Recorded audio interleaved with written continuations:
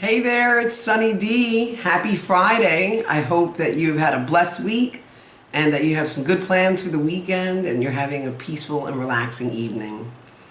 So I want to read something to you by Lisa TerKeurst, who I just adore. I mean, every time this woman writes something, it speaks directly to my heart. And she wrote one today that I love. She says, "I don't doubt that God is real and that God is good, but I often pray, God, give me relief from my unbelief. When we assume we know what a good God would do and he doesn't do it, that's when things can start to get a bit complicated. It's the place where doubts are formed and disappointment grows.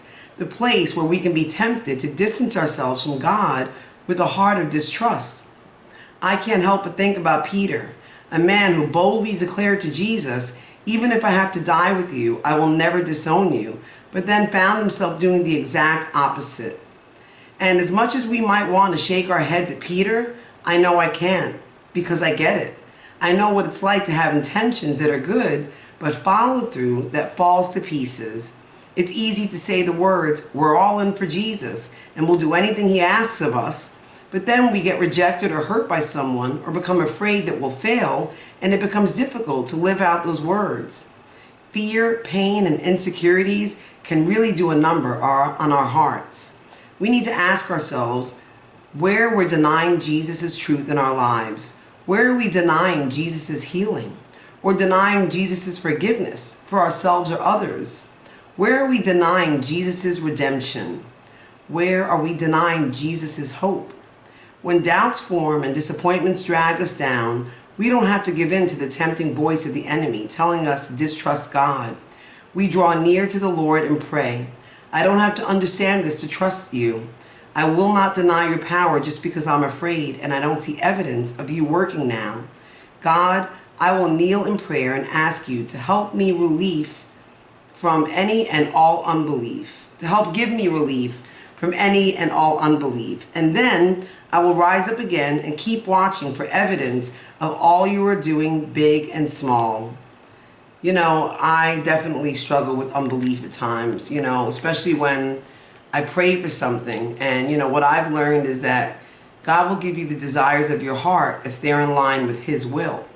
Well, I take, control and think that I know what God's will is because it is a good prayer that I'm asking and it is from a good place, but it may not be his will. And then I start doubting because I'm like, well, I prayed about this and why isn't God fulfilling it? And, I love that verse that says, "Help me with my unbelief, Lord," because that's something that you have to constantly surrender to him and, trust in the Lord with all your heart and all your understanding. That's what you need to do. It's about trust. It's about surrender.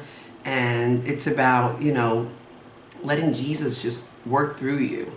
I always say, what would Jesus do? And then every morning I pray and I ask God to help me see others through Jesus's eyes, to help me see myself through his eyes, and to help others see him in me.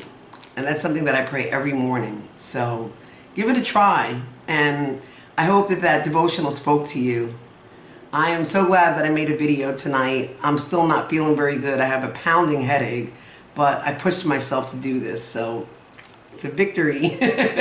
Hope you have a blessed night, and I'll be back tomorrow. Don't forget, love God and love others.